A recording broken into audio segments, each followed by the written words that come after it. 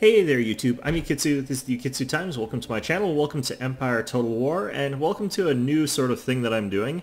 And only doing one episode of it because this is going to be one of those Let's Plays where you sort of pass it along to one Let's Player to the other until it gets done, or you lose, or whatever else happens. So we're going to go ahead and start this off. We're playing as Sweden, and we do get the honor of starting and kicking this one off, which is really great. But yeah, we're playing this one on normal, just because we're not sure how skilled all of the players that are going to be playing in this are. So we wouldn't want to play on like very hard or something like that when there's the possibility that, you know, some players can't play it on that difficulty. We don't want to exclude people just for that sort of reason. And you'd think that Let's Players would be people who are really familiar with the game. Just remember, like, YouTubers are not necessarily known for being skilled at games. That's not what we're really here for. So anyway, yeah, we're going to go ahead and we're going to start something very aggressive like I usually do. Now, I did do a little bit of scouting. I did want to check out what was going on in the game before I tried to start this one. So we have got a little bit of a... Ooh, that's nice. We have got a bit of a strategy going here and started off without having to worry about learning the ropes, as it were, later on. So we are going to have an idea of what we want to do here. So we're just going to go ahead and get very, very basic structures going on here. Now, there's a weird bug. For some reason, this place starts off being a poor coaching inn. It turns wealthy on turn 2 for no reason that I'm able to discern. I'm not even sure if that's supposed to happen. But I like to burn down coaching inns and other such buildings so that we can rebuild them as factories if they're in wealthy towns, and then rebuilding poorer towns to be coaching inns if we have to. Now, we're going to start off with a war against Copenhagen. Sweden is sort of famous for that sort of Adolphus Gustavus statement of he isn't going to start a war, but he'll finish one. We're the opposite. We're going to start some wars, and we're not going to finish it because we're going to pass it off to someone else to finish.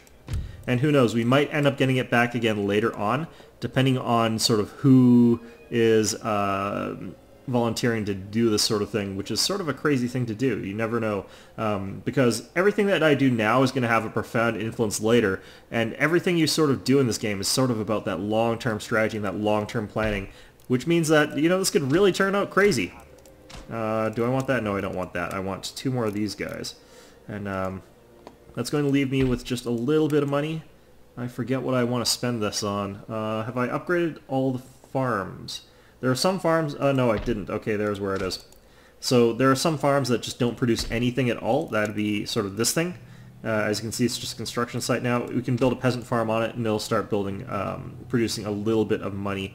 And since they're so cheap to build when they're just at 0 level, being able to increase it even to 125 region wealth is quite a big boost and upgrade. So, on the other hand, though, we have got this Russian army sitting here like a bunch of assholes. We did kill their general, so that is a very good thing for us. It's going to make it much easier to defeat them in this upcoming battle. But we're going to go ahead and collect all our forces over here and get ready to fight them. I'm going to skip the load screens and the turnover things, but we will play the battles for the most part. There's one other thing that I tend to forget to do, and that is I do want to appoint myself a more competent minister for justice. So we're going to go ahead and do that. I kind of also want a more... talented minister for our Navy administration. I'm going to send in our person who's got bon vivants because that makes him better at dealing with sort of peasants. Let's check what this guy's got here. Sort of neutral. So we're going to send in this guy and make him our new Navy minister, and that's going to make us a little bit more popular. So that is a good thing. It prevents uprisings. So we're going to go ahead and just attack these guys as well. Anyway, I will see you on the battlefield. Alright, so here we are on the battlefield. As you can see, we've got a pretty sort of flat, featureless area here, but there are little undulations and there are some sort of, like, I don't know, there's a log here or something, and those sort of add a little bit of dimension to the battlefield. They make it a little bit harder for me to set up my artillery for one. We're going to set our artillery up over on this side over here. That looks pretty straight. We're going to set our missile infantry out to the left of those guys, in a nice straight line, nice long line, and we're going to have our cavalry and our melee troops sort of on the right here. And what we're going to try and do is steamroll over them on the right, if we can. And let's get our pikes set over here. And actually, no, let's Yeah, let's do it this way. And have our general sort of in the woods over here, so that should help out that.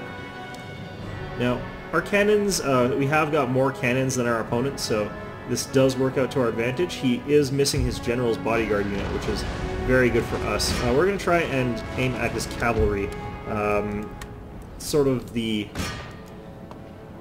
missiles, shooting at missiles doesn't really work very well with artillery. It just is not very accurate, so especially during this era of combat, the early cannons are just not very accurate at all. Alright, so cavalry is thundering down on my flank here. We're going to try and intercept him with our pikes. And we're going to set these guys to run. And set them on pike wall formation. That should let them beat this cavalry on the charge here. And of course that is going to help out quite a bit here. Alright, so let's move on to these Cossacks here. I sort of got my pikes on the side a little bit, but that's fine. Let's move our Hakapel... no, actually, let's... Alright, let's stick to that there, but let's move these guys back here. Their de facto general is now dead, which is really good. Let's get our general out here. Yeah, that was a really good volley, apparently. Those guys are practically already dead. Okay, we'll move our pikes out of pike formation and start moving... Or no, they're retreating those guys back. Interesting.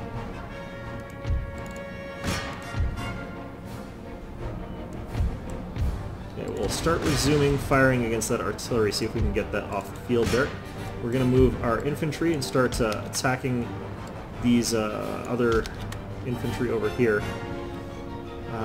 But we do want our cannons just firing at distant targets because we don't want them firing at things that we are going to potentially be using or engaging. We don't want them firing at things which are too close by, and we don't want them shooting near our general. So our general's just going to run down these retreating troops. So they're shattered now, which is really good.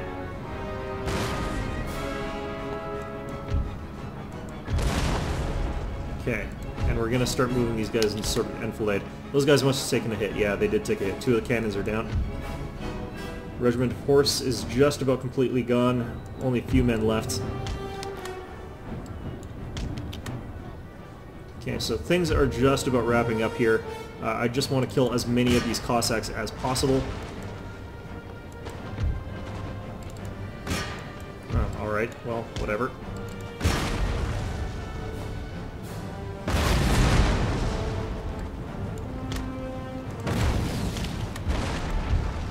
You guys, can you fire for me? That would be fantastic. That would be lovely. Please? Oh dear. Okay, so that's not happening. Okay, well, what we're going to do is we're going to bum rush these guys. Hakapelita from the behind, I think. No, that's the Regiment of Horse from behind, so should work out fine. Okay, you guys, I need you to start taking out those cannons. There's only one left, and there's down to, like, 16 crew, so it's nothing too serious here.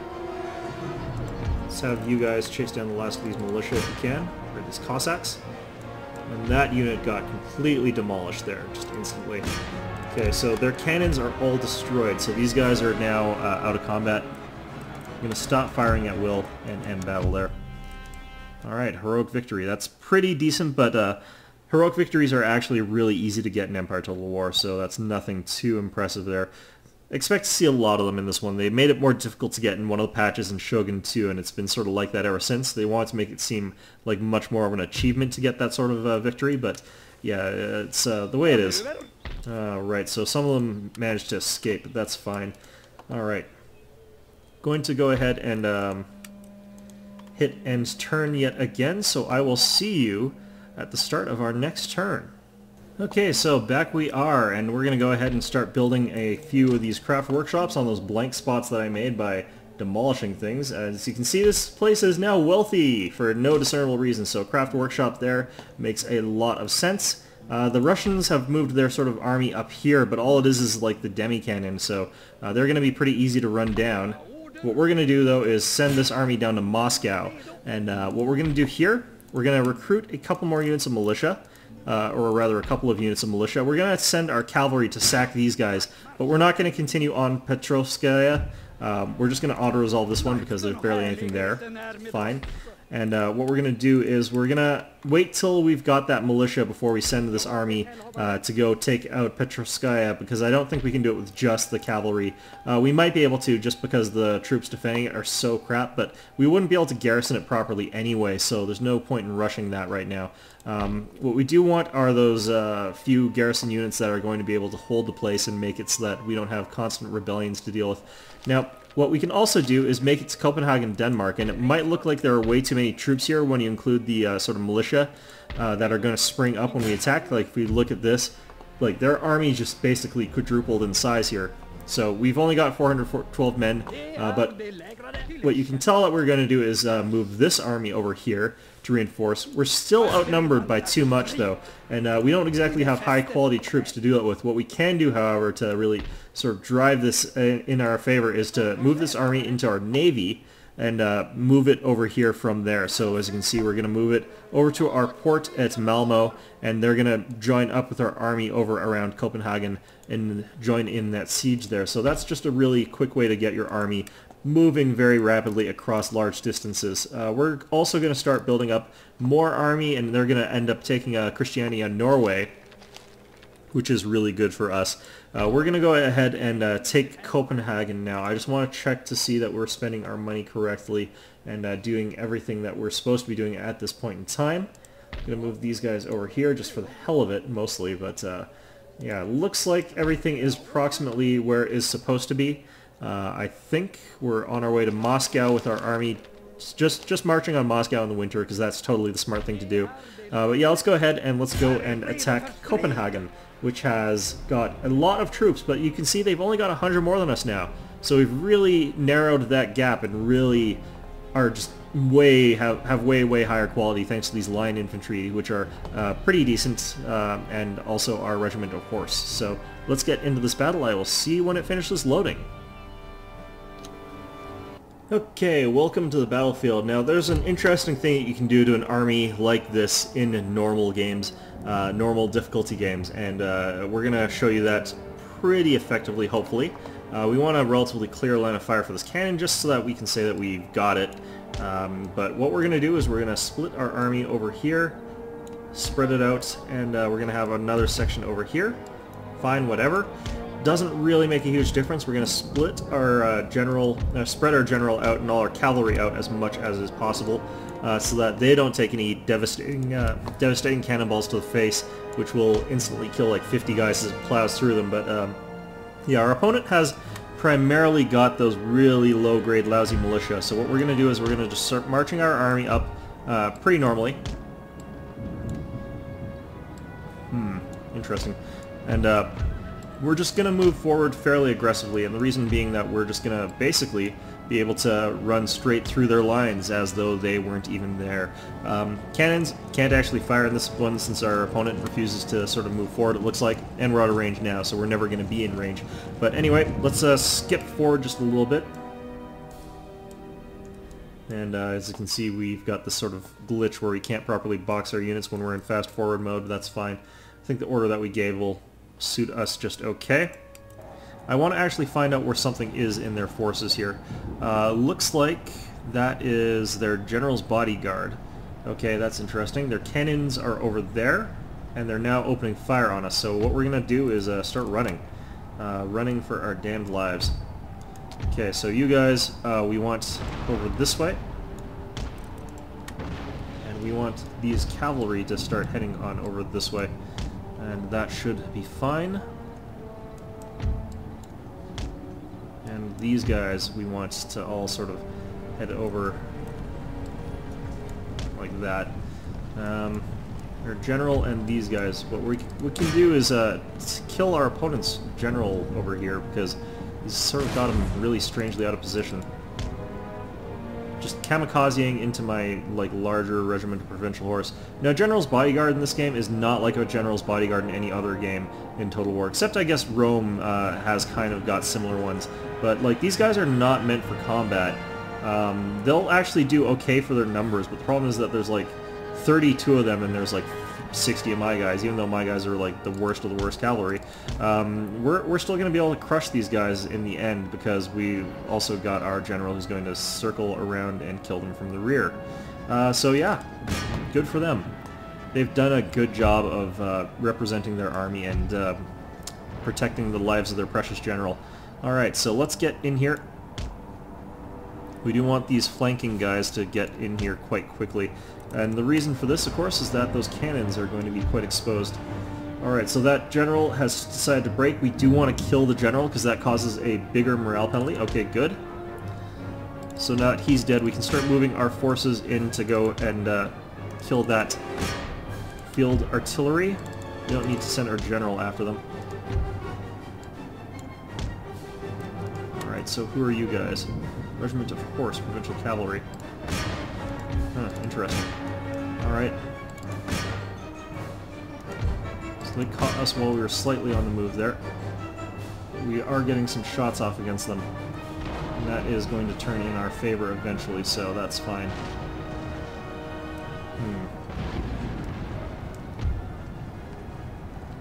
Yeah, that swept them right off the field there.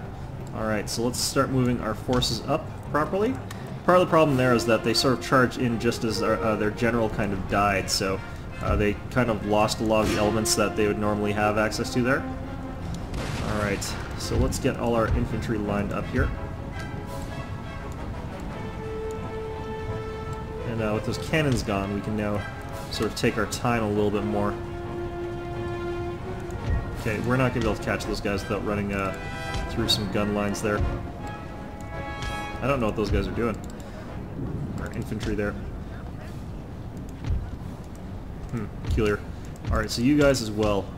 We don't want you doing anything too crazy there.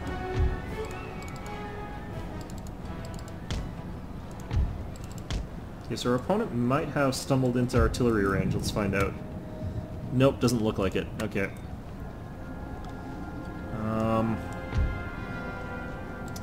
And they're sort of moving obliquely again, sort of. Who are these guys? Those are their regiment of foot pikemen, so I definitely do not want to run my cavalry into those guys. That would just be disastrous. Okay, on this flank, however, it does look like they've got some firelock armed citizenry. And that means we can start breaking through units on this side. So we're going to take advantage of that sort of weakness that they've got on this flank here, and just wreck them, because there's nothing they can really do to stop us. Regiment of foot pikemen here, regiment of militia opposite, so just going to move forward there a little bit.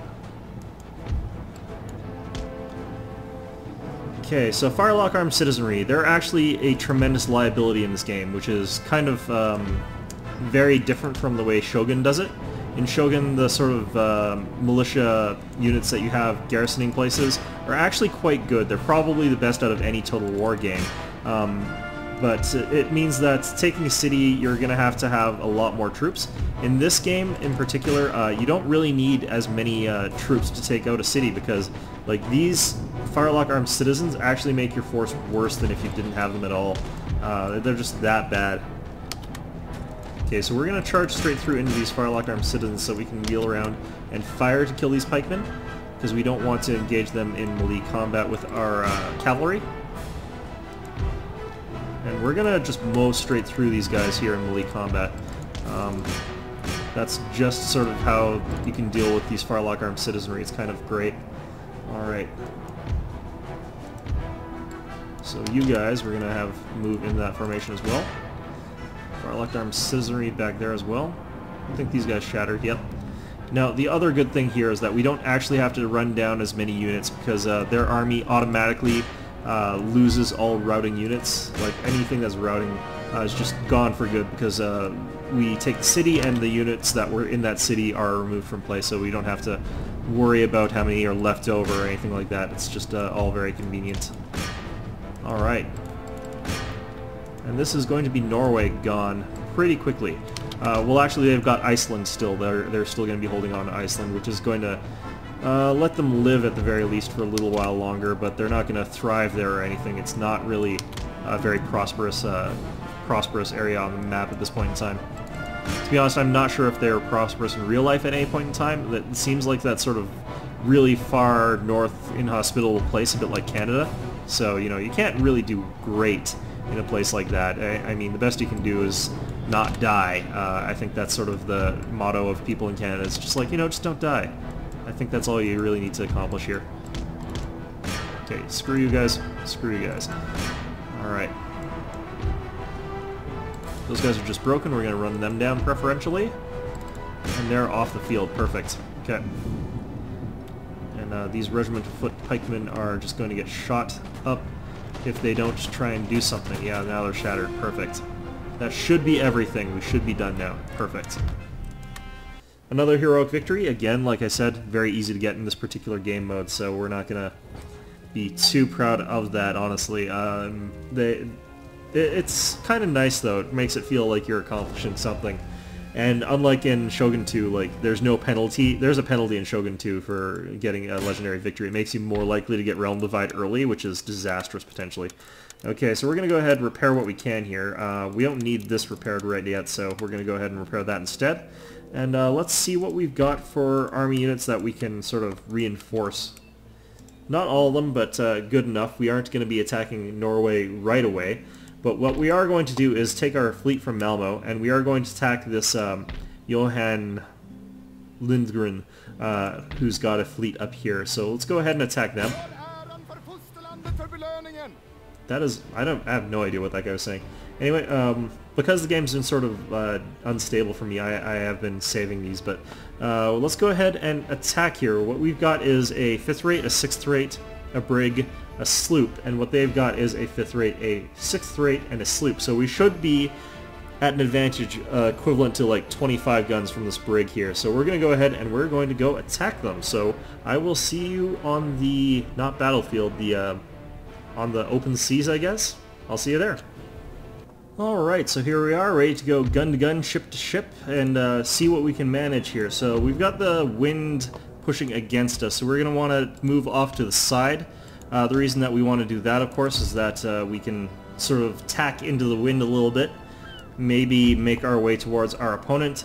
We're going to try capturing their larger ships, their 6th and their 5th rate, so that should be interesting. We're going to go ahead and just send our ships over there. One of the things you can do when you want to try and capture them is sort of kite around with your smaller sloop and just go around in a circle with just chain shot on. But that's really boring, so we're going to avoid doing that if we can. But we are, however, going to still switch to chain shot. I think maybe it makes it easier to capture their boats without destroying all of them. The problem, of course, being that if you aren't doing it correctly, they just sort of pound your ships into dust while you're faffing about cutting up their sails. The advantage is once you've completely gotten rid of all of their sails, they're completely immobilized. It's not like when you've got a ship sailing into the wind. For some reason your ships can sail into the wind. I'm not really sure why. But that's the way this game works. That's the way this game functions. We are probably going to do a little bit of kiting, and the reason is that I like to actually spin the ships around quite often anyhow. Like, if I'm heading sort of into the wind here, what I'll do is I'll turn the ship around after it's fired. On the arc that it's turning, it's going to fire once. Once it's done a full rotation, its other broadside will be presented to the enemy, and it'll be able to fire again. So that's an effective way to get more shots with these smaller, more rapid ships. And anyway, we have to wait for our bigger ships to get there, and we have to do something with our small ships while we're waiting anyhow, so might as well do that. And we are going to pick at their sails, and that's going to make it so that potentially we'll be able to capture them a little bit more easily. So we need to focus up on these ships here. So if our opponent is turning now, what we're going to try and do is turn as well, and just do a complete 360 basically, and see if we fire. If we don't fire, that means that both of us have turned too early. So yeah, we're both turning too early. That's fine by me, because I would rather not go like gun to gun with our opponent's ship there. They've got a 6th rate up front, their sloop looks like it's in the middle, and their admiral's flagship is in the back there.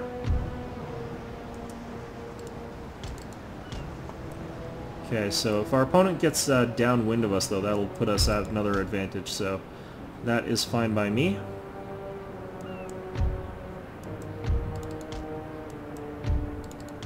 It'll give us the ability to sort of dictate where we start turning after our first sort of initial clash, so we should be at an advantage.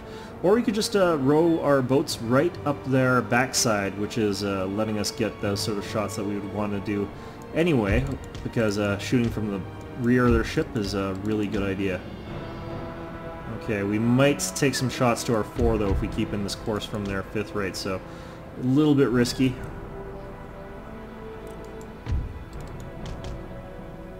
Okay, and let's move these ships over this way. And if they get into any sort of trouble, we can always retreat with them. Okay, good. It's got their 6th rate a little bit. And now we can do that sort of turn that I was describing. Turning with both ships just in case. Well, let's just switch to chain shot on these guys as well. Oh, crap. We took those shots pretty badly.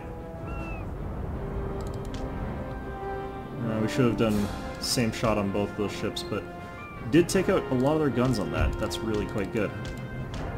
Well, a couple of their guns. Okay, I haven't done a naval battle in quite some time. Okay, let's retreat back with these ships. That's not good. Getting quite a bit too close to these guys.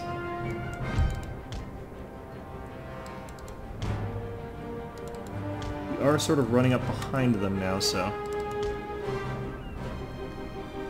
that should be okay for us. Let's see here. Yeah, and so they're going to have to struggle into the wind to get towards us now, or attack back and forth, so that should be okay.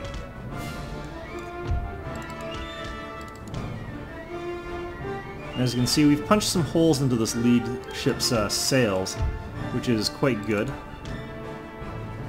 Means that it's going to slow down, it's going to have trouble maneuvering. Let's see here. They're running away from us quite effectively though, so we're going to have to pursue just by actually running them down and chasing them, which is not exactly ideal. I don't want to actually be turning quite that early.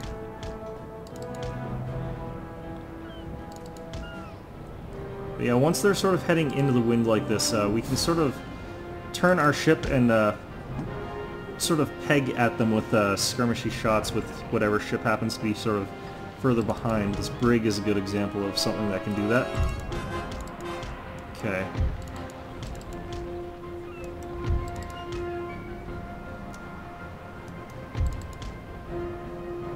Looks like the guns to the after our ship are still taking pot shots at those guys.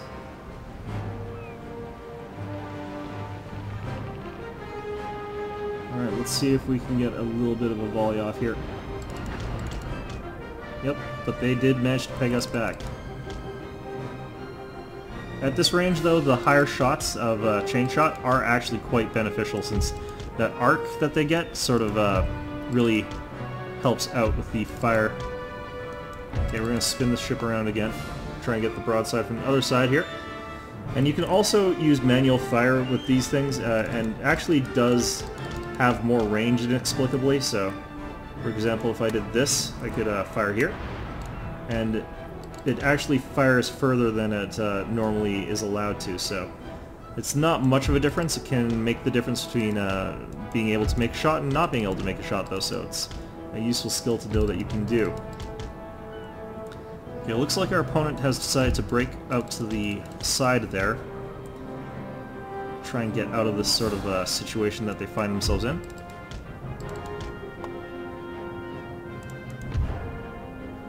And I think we're now close enough that our 6th rate is going to be able to turn around and hit their flagship with some fire here. I'm actually going to use solid shot here. That's going to devastate them, hitting them from behind like that.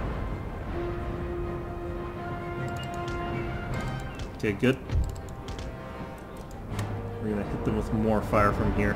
Hitting them from behind like this, it's more beneficial to aim for their mast as opposed to, or sorry, aim for their hull as opposed to their mast.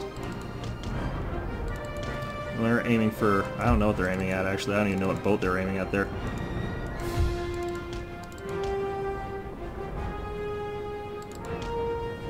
Interesting. Alright, so this guy needs to sort of hustle it up and get over there. That sloop is going to take a few shots there. That's fine. Our sloop here, pretty damaged, but that's fine. Okay, that sloop is really damaged from that. Currently all we're able to do is sort of run alongside one another. No fancy maneuvering here, but I think we're not actually even really getting the better out of this one.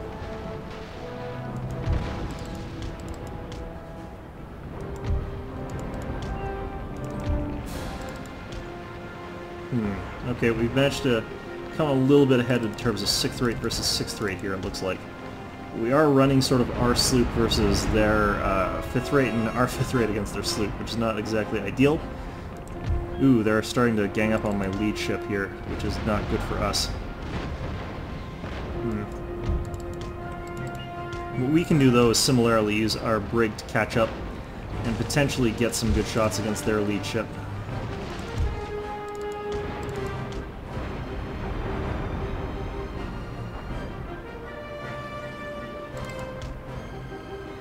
Okay, we cut them off here. We're going to stop our lay anchor there, sort of, I guess, or whatever.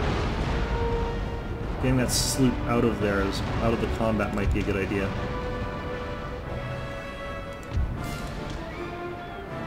Okay, they're on fire. Okay, we don't want that ship to be on fire for too long, because that will prevent us from capturing them if they explode, so...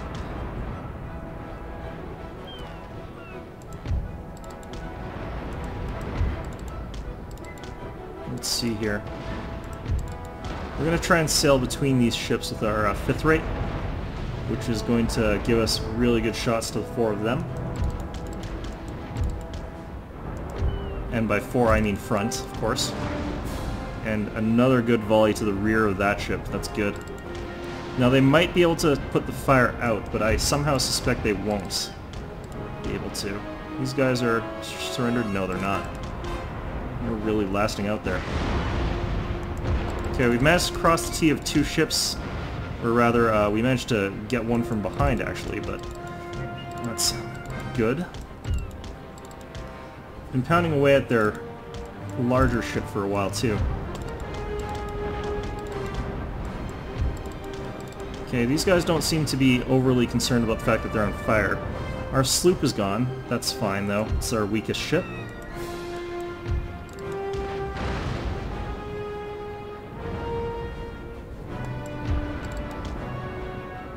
Okay, raked that with fire. That's good.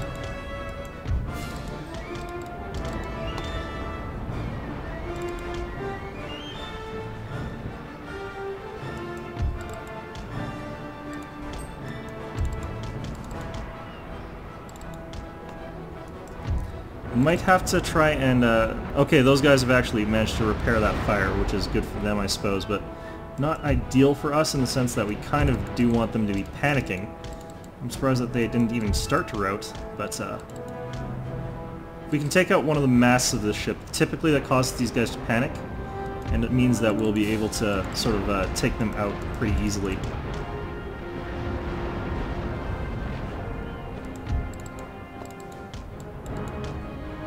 Yeah, it looks like their sloop's back somehow. Quite surprised about that.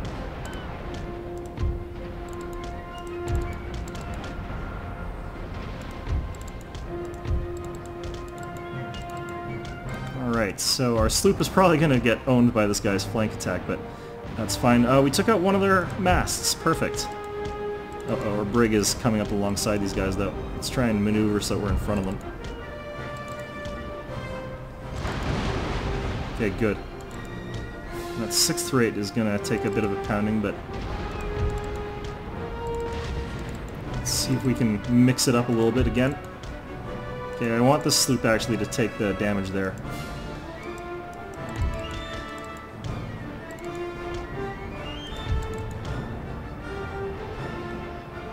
Okay.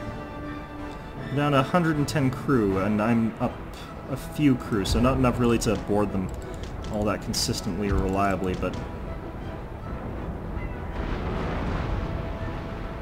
yeah, 109.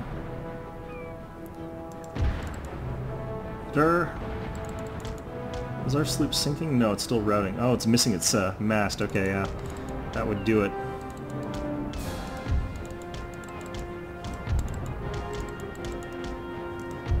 If you destroy their masts, they have a much higher chance of aiming at your masts. It's kind of the way it is. Okay, they're wavering on that ship. Ouch, ouch, ouch. That brig took a real big hit. Okay, that sloop is probably out on the enemy ships, though. Our 6th rate, about the same as theirs.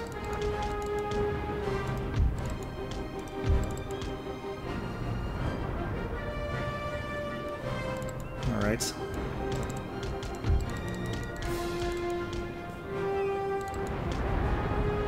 That's not going to be good for us.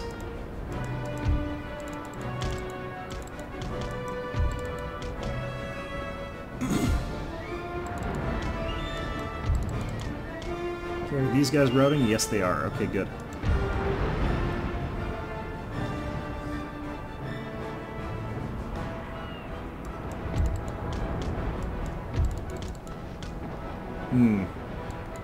Our 6th rate is really taking a pounding here.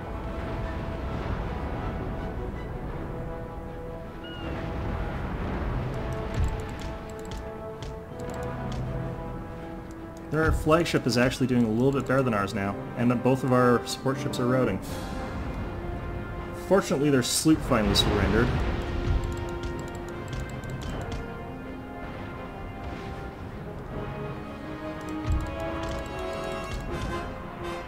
Alright, let's pound this 6th rate, see if we can get it out of the fight really quickly. And if we can get along to the front of their 5th rate, we can probably cause it... oh no, it's routing. It's routing. Okay. What we're going to do is we're going to quickly set this guy to... Okay, we're going to continue this. Put both of these to attack with chain shot. And let's see if we can't quickly capture both these ships. Of course, we're destroying our own rigging there, but whatever. So our ships are routing, so they should be actually okay. We should be able to repair them. But it looks like we've managed to capture both of these ships on the enemy side. And what's more, I think we've also managed to capture the sloop since it's surrendered. It's not sunk or anything. So I think we captured their entire fleet, which is a really good thing for us. That worked out well. Of course, we might be destroying their mast again, but let's see here. Yep, that's going to be victory. Perfect. Yeah, I don't think we could have asked for that to go any better than that did. That was just perfect.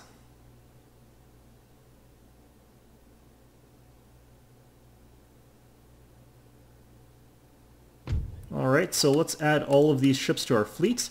We have maintained our entire fleet. That is the best outcome I could have really imagined for that particular battle. Let's get their admiral's ship there, and what we're going to do is have that blockade this fishing port over here, which is basically going to do nothing, but that's going to let us dock the rest of these ships in one of our friendly ports and repair them because they're pretty badly damaged. So let's go ahead and check what we can do here. Okay, well, we can now try and get trade agreements, but sometimes these guys offer us trade agreements with money, so we're going to let them do that and let them come to us with that money because I would love that, honestly. Poland, much, much less likely to do that, but Courland, maybe. They'd be willing to do that because they are across land, after all. Let's see here. I'm willing to accept that. Yes, I am. We might be able to actually pay off Poland, Lithuania now with that sort of 380 bucks that we got, or whatever. So we're going to offer them 373. Send that proposal, and that's a trade agreement. Perfect. Okay, so let's check our finances. We're going to go up quite a bit in profit because of that. We might... I'm guessing that we'll get a couple trade agreements from other people this turn, but let's hit end turn because I think if I recall correctly, they offer us money for those trade agreements instead of us having to beg for them. Let's see here. Yeah, that's everything. So let's end the turn for now.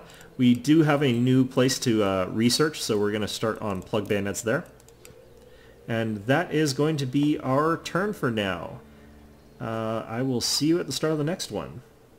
Okay, welcome back. 1701, so that means it's like turn 3 or something like that. We're just going to go ahead and start repairing stuff, but yeah, we did get a nice new trade agreement from the Merktha Confederacy. I'm surprised that we didn't get another one. I don't remember who usually gives it to us. We'll try the Ottoman Empire since they're set to friendly. We'll get trade agreement and we'll ask for like 200. Actually, let's ask for 500. Should be able to get that off of them. Send proposal. 430. Okay, we're willing. Perfect. So that's all the trade agreements that we can have except for Hanover, who dislike us, but we can try and get a trade agreement anyway. And they're willing. Goodness. Okay, so we're getting quite a lot of trade now. Our trade income has gone up like threefold from what it started with. I don't really know. So anyhow, we're going to go ahead, reinforce these units, replenish them, whatever you want to call it. And we're going to continue recruiting a few units over here. As you can see, we've got 2 line infantry, we've got cannons on the queue, since they take 2 turns to build, and we've got, we'll build a few more infantry and then 1 more cavalry. That should be everything we need. Let's get our guys to port and start repairing these ships, because holy crap, did we ever take some naval damage. Repairing everything that we've got here is going to take us a little bit of money, but it's going to be better to keep everything in good repair. We've got the sort of movement now to, or the sort of army that we need to take over this place, so we're going to go ahead and try. And we've also got forces that can now march on Moscow.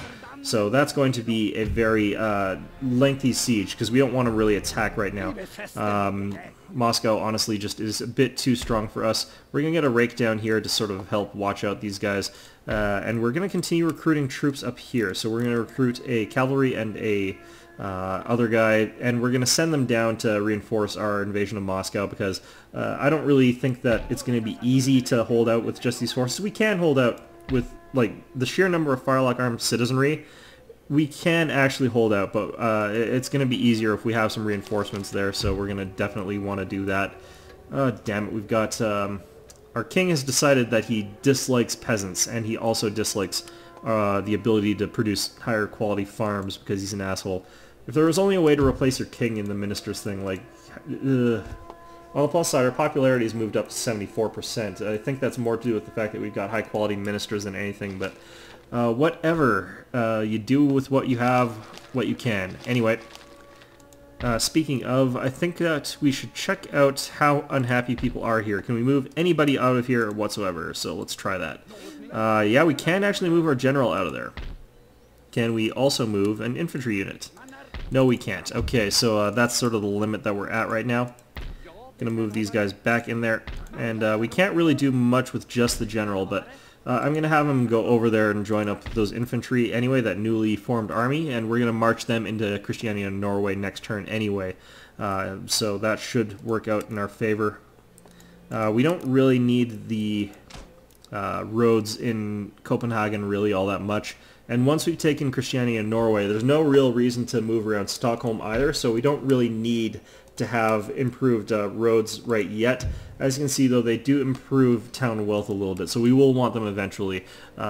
It's just such a small amount right now that we can't really afford to think about that before we think about other things that we need to worry about more, like improving our armies constantly, because our armies are pretty much what we're after right now. Alright, so we're going to have to hit end turn already again. I will see you at the start of the next turn. Okay, welcome to winter of 1701. As you can see, a Russian spy got caught in our territory and was executed, which is good, because I don't want him like messing about with our general or assassinating our people or spying on us. That would just be rude. That's very rude, while we send our spy to go spy on the Russians. Anyway, we're going to start moving units in to reinforce over there, and we're going to send this army over here. Now, when they've got nothing but firelock armed citizenry, the enemy is quite often willing to surrender like that. So as you can see, that's what happened. We now control this place without them having put up a fight, so that's really quite good for us. As you can see, though, they're a little bit unhappy. Next turn, we'll actually be able to put this off of that setting, and we'll be able to actually, put them onto tax-free setting, and they will stop worrying about it, so we should be okay.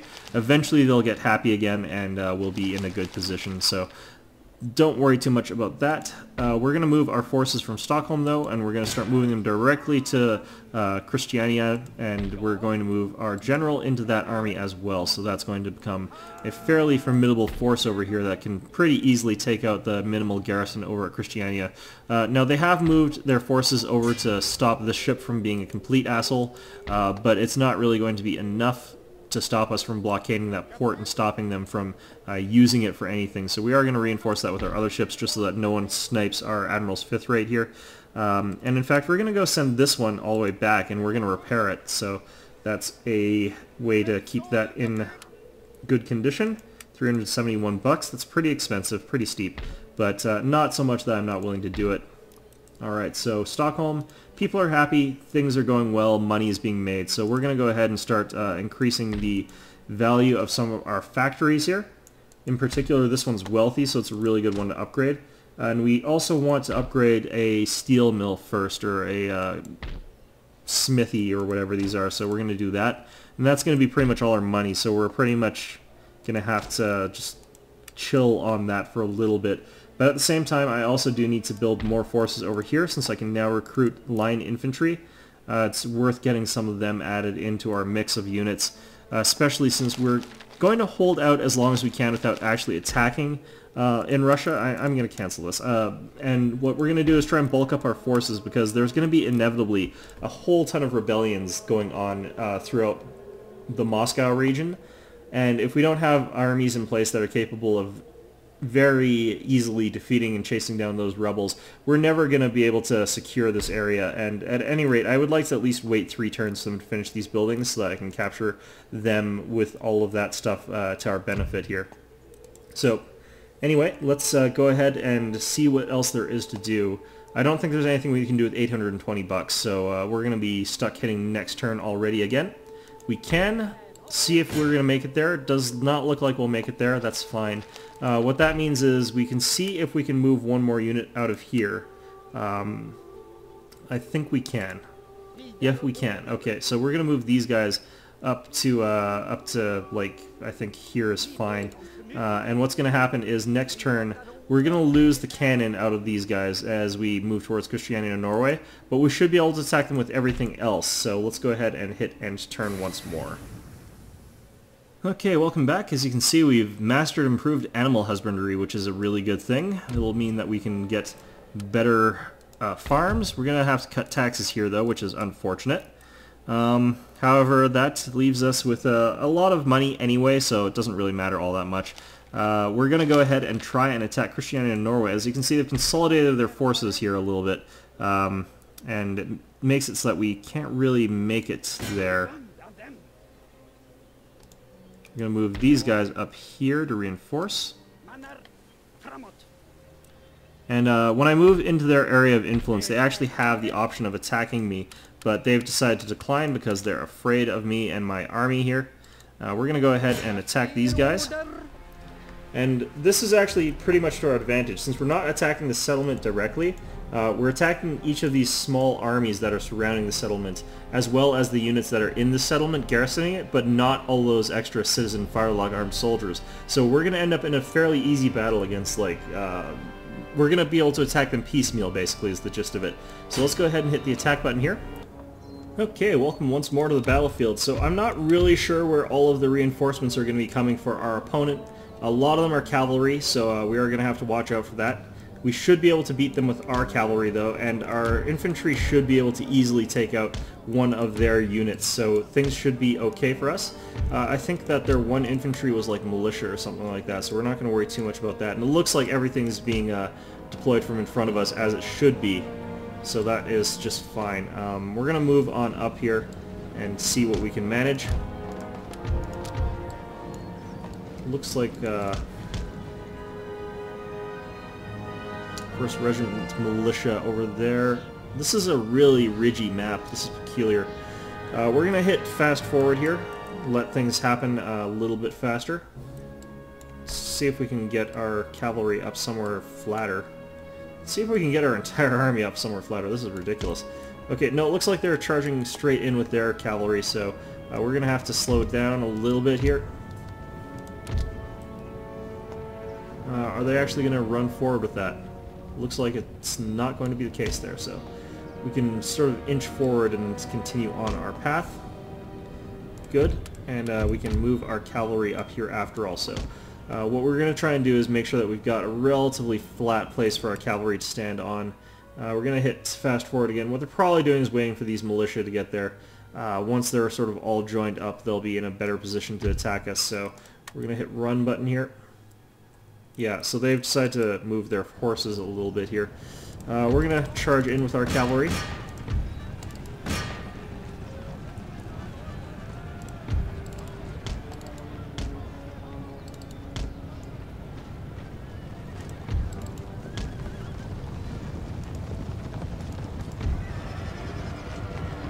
Okay, their cav is now going to be just completely hosed. Should be okay for us.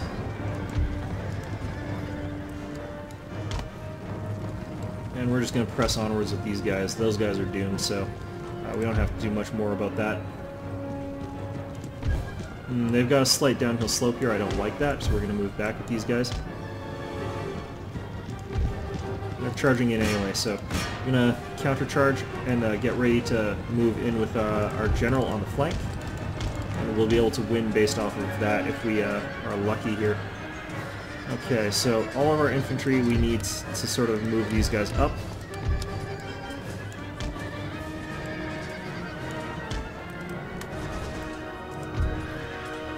And we're going to get around behind and charge these guys in the rear. Actually, our guys are winning. That's good for them. I guess we've got that 1 point of veterancy, which really can make a difference. Okay, so these guys shattered. That's fine. And with the attack in the rear, this is going to really sort of, yeah, that sort of quickly collapse that unit of cavalry. Okay, so our infantry should be able to go toe-to-toe and just outright crush militia, but you never know. Better be safe than sorry, so we are going to move our cavalry around to flank them if we can.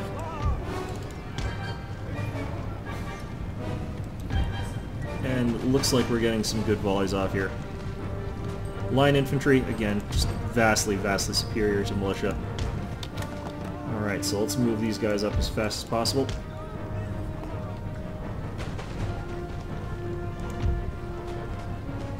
We don't really want to charge in with our cavalry just yet. Especially because, like, they're standing around this anti-cavalry spike here, which means that if we charge in with our cavalry, we have the potential to get hosed. Way more than they're going to get hosed by it. And basically for free, too. It's not even like charging pikes or something like that. It's just we lose. Okay, so let's move these guys up forward more. We're going to have to win this in a musket-to-musket fight. But they're maneuvering around, so we're going to have an advantage since we're standing still firing. AI does that in this game for some reason. I think that it'd be nice if they coded that out, but it is what it is, so... It is very difficult for this game. I think it must be very difficult to figure out how to code properly lining up for this. It must be actually quite difficult because the player refuses to line up properly straight either. Like, I'm not in a straight line here, so it must actually be quite difficult to figure out the optimal way to counter what I'm doing here from an AI perspective. Alright, that is that other unit broken, so that is good for us. I'm going to go charge into these guys. But I think the game's going to end, and we're going to go ahead and just hit continue. Yeah, let's go ahead and, let's hit end battle. And let's continue on. That's a heroic victory. Good for us.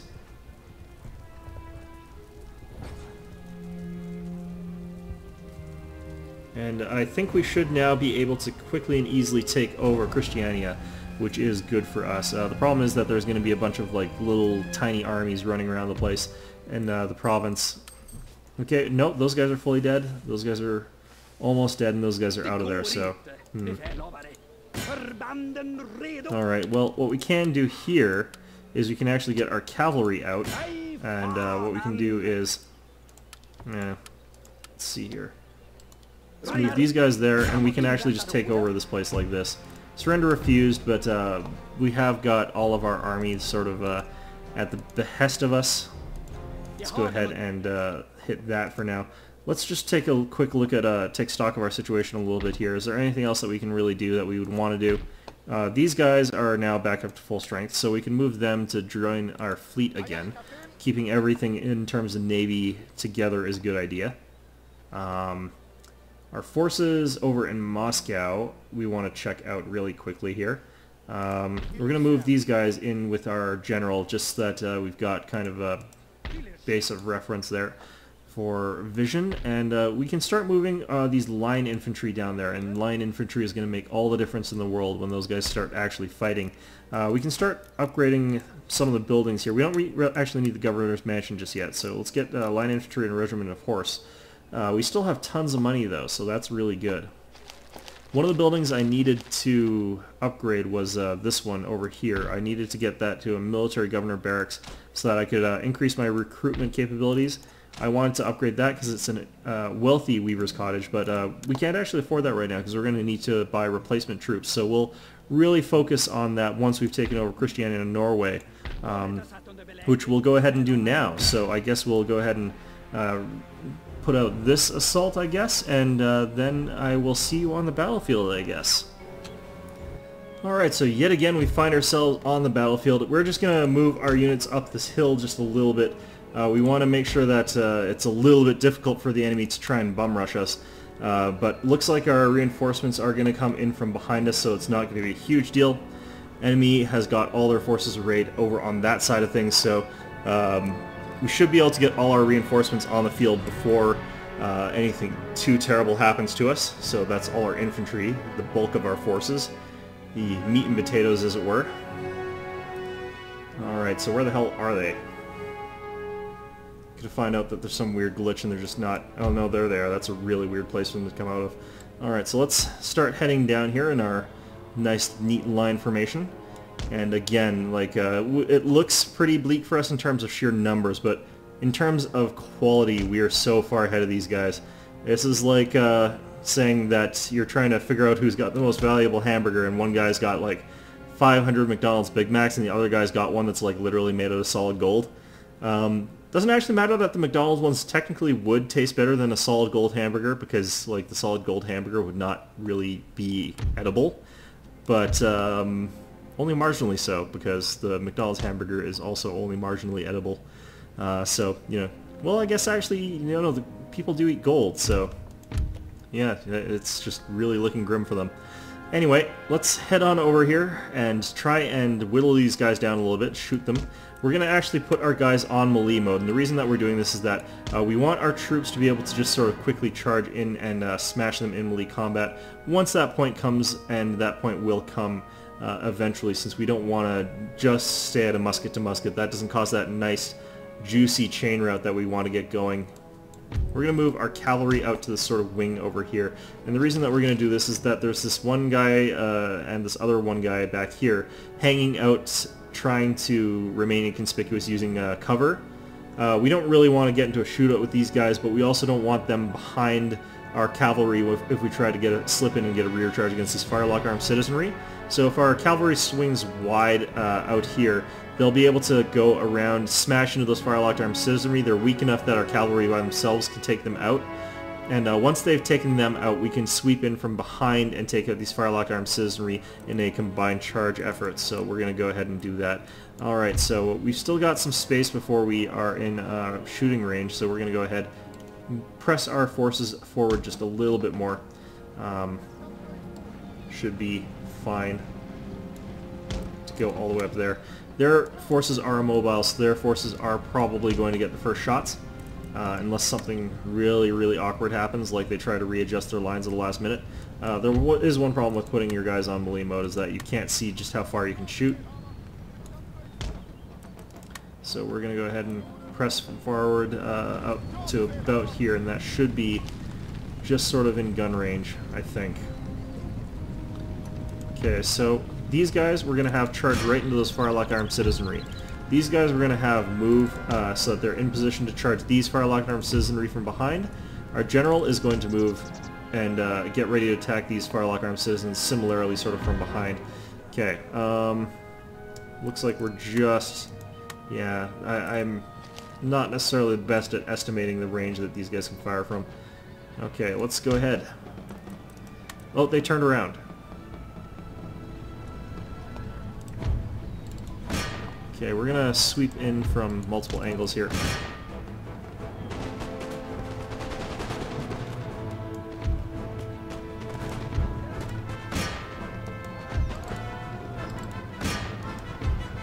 And charges everywhere. Perfect. Okay, so our cavalry has got these guys while they're sort of trying to reform and slash or get in a firefight. So these guys are not in for a good day. And that's just gonna, yeah, they're chain routing now already. I don't even think we'll have to fight these guys up back here since I think their entire army's just shattered pretty much instantly. But yeah, these guys are such a liability to the fire-locked armed citizenry. You have to keep them so out of trouble that they won't actually get into combat, because if you get them anywhere near combat, what happens is the little bastards just completely ruin the morale of every other unit that you've got. They're terrible. That's what I liked about Shogun 2, is that like garrison units actually had a bit of meat to them. Alright, so let's just charge them with our general, and that should be fine. Look at all these. It's probably like trail of corpses. Yeah, there's just sort of like dead bodies everywhere, and it's mostly these fire-locked armed citizens. This is basically just gunning down civilians. Like, it's kind of not a nice thing that we're doing here. Or riding down civilians. It's basically more like a sport than it is a war. But, you know, it's not exactly the nicest of things to be doing to people. But sometimes you're in a war, you've got to offend somebody.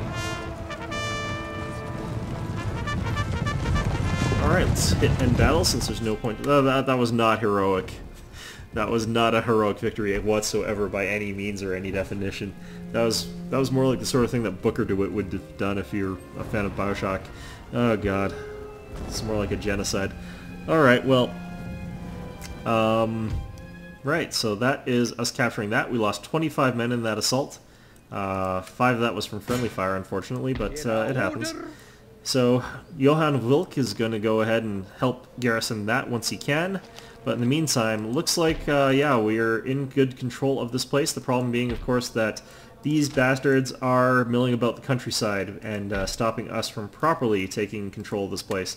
And we've also got some dissidents here that we'll be able to, fortunately, fix next turn. Alright, so let's go ahead and get our units back up to mint condition. There we go. And that is where all our money is going to go for that turn. So that is yet another turn down the drain, as it were. Let's hit end turn and see how things go next time. Alright, so welcome back. It's now winter 1702, so we've got a bit of a problem in Norway, and that is these small tiny stacks that are going to be running around in circles, sabotaging all of our stuff and just breaking all of our shit and just being complete assholes about it. Let's be honest here, there's just nothing good about what they're doing. We're going to have to get rid of them eventually, but the problem is that we can't really leave Christiania without causing rebellions for a little while, so we're going to have to wait until either we can get more forces up there, or what we can do is we can wait till the countryside stabilizes a little bit. But it's going to take us a long time to really hunt down these sort of units that they've got here. We've got like a tiny bit of militia, they've got a tiny bit of cavalry here, and all we can recruit here is like provincial cavalry, which we're going to get one of, and we're going to send out a cavalry hunt next turn, but it's not necessarily going to be enough. We are going to start spending our money, however, on some of these textile factories that we've got loitering around here, and that's going to be the bulk of our money for this turn. We feel pretty secure over on our sort of more western front here right now, but we are going to continue building troops over on the east just because we don't want to get caught with our pants down fighting the Russians here, because never underestimate Russia. We're going to go ahead, send in our reinforcement units, and just keep on bulking up this army, and keeping it strong and fit and capable of defeating these forces in Moscow. You can see that they're just building more buildings because they can't recruit any troops here, so they're just building everything because they try to keep their money down, which is good for us because it means that we'll be able to steal more advanced buildings. We're going to keep an eye out over here as well. We want to be able to tax these guys as soon as possible, but not only do we want to be able to tax those guys, we also want to be able to say when this army is ready to move on to Arkhangelsk, which means that we'll be able to capture that city. It takes a long time to walk there. It's like not really the best path, but we can go ahead and we can start recruiting units there later to try and both garrison, both to garrison this place, I can't pronounce that, or to go take over Archangelisk, which is pretty good. So we don't really have a whole lot that we can do this turn, so we are pretty much actually already done. That's all we really can get done right now. Copenhagen still a little bit unhappy. We can't send off too many people from there, but we can just go ahead and hit end turn. Alright, so we've got a new gentleman over in Denmark, which is good. We can send him off to the university or the school or whatever it is that we've got there in Odense. We're just going to have him research. I don't really mind too much that there's another guy there. When did I research that? Did I research that? Okay, I just finished that. Good, because I do not want to really be working on whatever the hell that is. So we're going to work on... Shit, that was not what I meant to do. Okay, so I think that was what they were learning there. And this place we want to switch over to ring bayonets, and that's going to be really good for us. And we could duel, but that would not help us at all, and it's like 50-50. Saxony's been destroyed, probably by Prussia, I would imagine. If we look down here, we can see, yeah, Dresden-Saxony has been taken over by Prussia. That's quite typical of them, those Prussian militant bastards. Of course, we can't really throw any stones here. Alright, so we need to hunt down these like small disparate units of troops that are just rampaging through our countryside. We've organized a couple more cavalry units, so what we can do is we can see what we can take out of here in terms of cavalry, and we can see if we can take them out without making our place unhappy. We can. So we're going to go ahead and we're going to attack these guys, and we can just auto-resolve this, and we'll kill all of them, take fairly minimal losses, and then we can start moving towards these guys up here and try and take them out similarly. And again, we just are going to auto-resolve these because it doesn't really matter tremendously. Alright, so things, and eventually we're going to have to make it over to this fishery over here and destroy these pikemen, but that's similarly going to be not too difficult. The problem being, of course, that we're attacking with cavalry. It's not really the ideal for taking out that sort of thing. Anyway, I think we've got everything there sorted out pretty well. We are going to want to increase this fishery, if I recall, since no, we're actually facing a little bit of growth in this region, so we don't need to worry about that too much.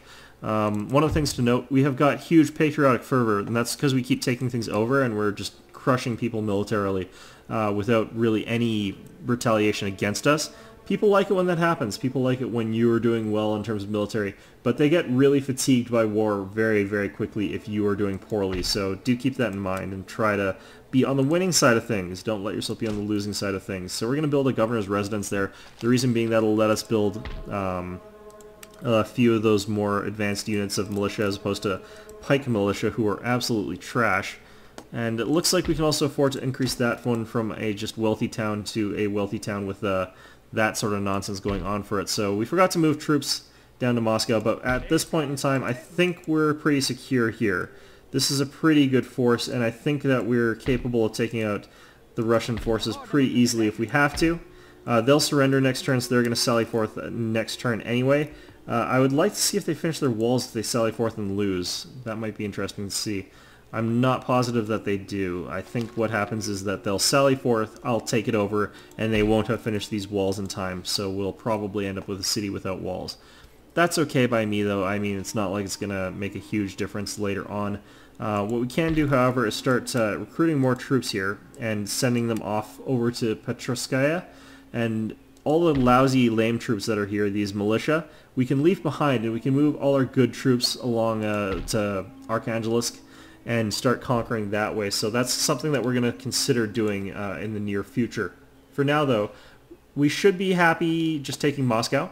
That's going to probably be the last thing I do for my section of the Let's Play before I pass it on to other people. But we've got Christianity in Norway relatively under wraps here. We can start repairing that because, like, these guys I don't think can reach it. Oh, no, they can. Shit. Those bastards. Well, they can't reach it likely without having to fight these guys, I would guess. I don't really know. Anyway, let's go ahead and hit end turn. We'll end up fighting Moscow, so that should be interesting. It looks like things are going quite well. Our government is very popular. We've got very competent people in office, so that is all very well and good. Let's go ahead and hit end turn. Okay, so apparently Poland has decided to declare war on us, which is unfortunate. Fortunately, Courland is not going to come to their aid, which is helpful for us, and looks like the Russians are already at war with us, so they can't come and help. So Moscow down to 750 defending troops, which is really, really bad for them. We're up to 1,260 because we've been steadily reinforcing. So let's get into this battle. Alright, here we are on the battlefield of our big climactic finisher, us versus Moscow. This is going to be pretty anticlimactic, honestly, for the final fight of this particular section of the Let's Play, but that's fine. It is what happens sometimes, especially when it's early on in the game and it's on normal difficulty. Alright, so we're going to move our troops for the most part up here. Once again, we're going to anchor our offside with our pikes. That's just how I like to do things.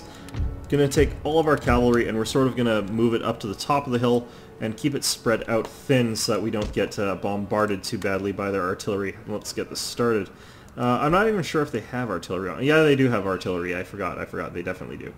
So we're going to see what their army does. They have to advance on us because this is a siege offense. So if they don't break through here, their units are done for, which is good for us. Bad for them. Very, very bad for them. It's not really the condition they want to be trying to defend from. That being, they have to attack against superior force slogging uphill. Otherwise, they all starve to death. So, you know, it's not really a good position for them. I don't really think that it's a good idea for me to let them be in a good position. So anyway, we're going to move some of our units straight into our cannons. That's fine. I don't really care. But we're going to move our units sort of... What the hell are you doing, cannons? I think I positioned them poorly. I think that they just have dirt in front of them. What we can do, though, is sort of aim them at units that are further down on the ground, and what's going to happen is they'll probably arc the shot properly. But for the most part, let's just move our troops up here, get them into a good position, and see what's going on. We finished plug bayonets, so we can start toggling those. And what we might end up doing is just make a glorious downhill charge against our opponents and roll them straight down that hill and see how that goes. Yeah, okay, so those shots worked out a little bit better because we're arcing them a little bit more, or a little bit differently at the very least. Okay, let's start moving our cavalry a little bit. Should be okay. And these guys, it looks like, are going to run into an awful, awful sort of choke point, it looks like, where we're going to be able to fire at them from multiple sides. Okay, and you guys... no, that seems to be fine as is. Okay. Well...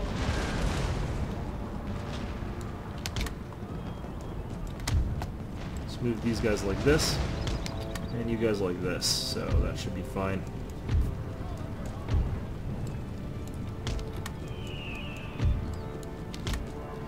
Alright, so these guys up here with the sort of cliff edge to their side are going to be completely and utterly boned once my guys form up and start firing at them.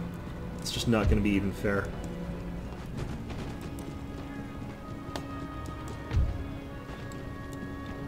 Alright. Yeah, just look at that. They're just sort of caught in this sort of funnel that they have walked themselves into. It's just really bad for them. Okay. Well, we should actually be firing at the Streltsky. They're also sort of lower down, so they're going to also be a similarly valid target, I guess.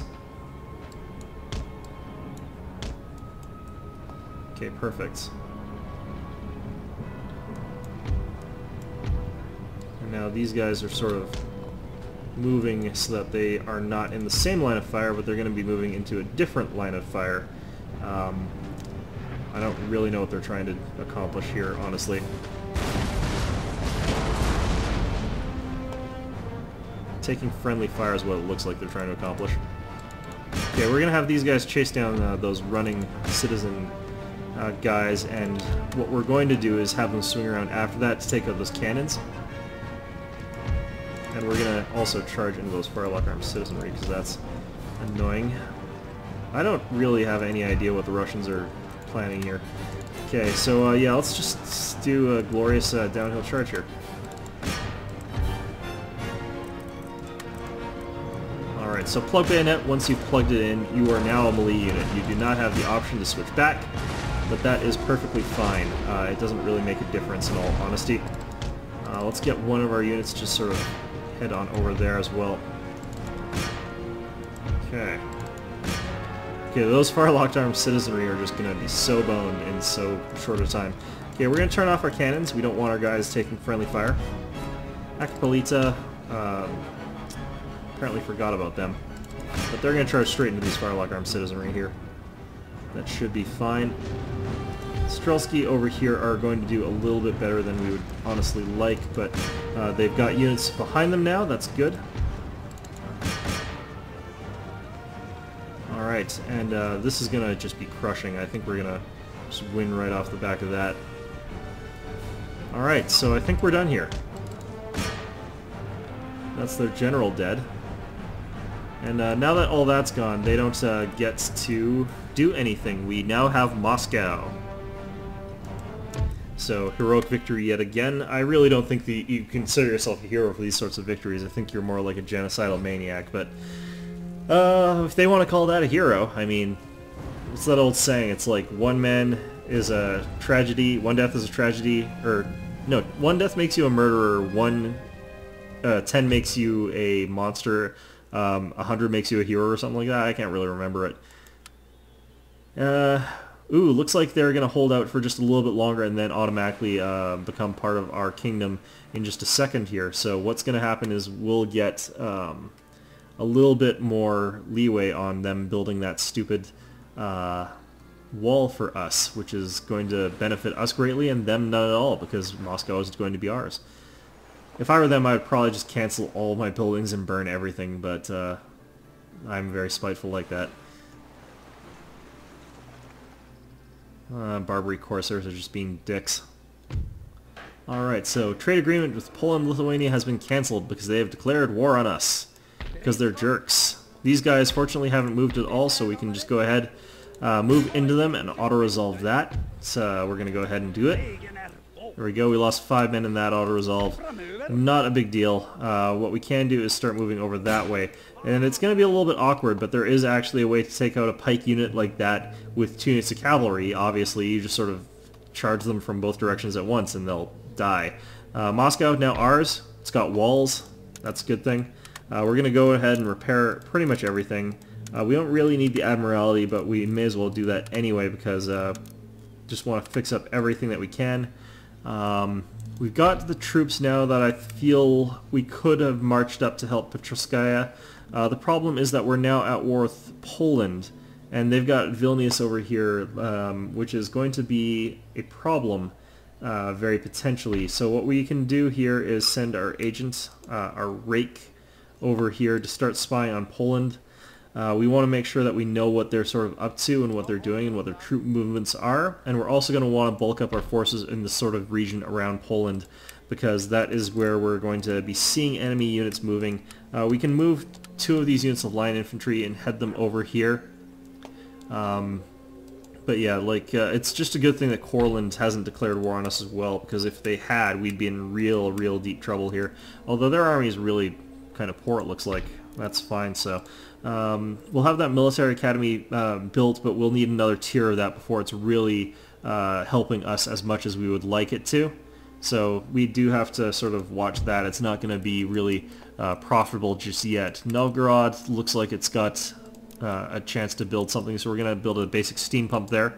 That's going to be a good thing to research for us, but looks like that is everything I'm going to manage in this turn. So we've managed to take Moscow during the first session of the Let's Play. That's really quite good. As you can see, there are a bunch of rebellious curs who hate our guts. They hate the fact that they're becoming Protestant. They hate the fact that our government is not reformed because we're a monarchy. There's religious unrest, and yeah, it's just absolutely everything is going completely to shit immediately. So we're going to have whoever's up next play defend against the rebels for a couple of turns. But, you know, if you play Total War games, you know what defend against rebels is like. It's a pretty typical minigame. Let's just check something here. So yeah, we can actually move this force out of here now. So we're going to start moving them over to Archangel, and that is going to be quite hilarious. Alright, so rapid expansion just all over the place. Things are going well, our kingdom is flourishing, and our people are happy and wealthy. And that is ultimately really what matters. Even though we are now at war with a whole bunch of different factions, we no longer can declare Russia a major faction because we control Moscow. Without that city, they're pretty much leaderless, they're pretty much dead. They have still got Ukraine, unlike real life, and Ukraine is actually another decent city that they can rely on that's got quite a lot of production capability. So we do have to make sure that we're paying attention to that. Prussia is continuing on to the south, but fortunately they're also at war with Warsaw and with Poland, so hopefully they'll draw forces away from us. We should actually double check though. Are you still at war with Poland? At war with everybody. Huh, okay, so they're probably not actually going to be as much help as we would like, but that's okay. Things are going okay, and hopefully whoever I'm passing this on to is going to succeed and do a good job of this. Anyway, I hope you found this all enjoyable. Make sure to check out the rest of the Let's Plays, and you know, make sure to support whatever ones you like. Go check out their channels and continue on. But I hope you found this enjoyable, and as always, I hope to see you all next time.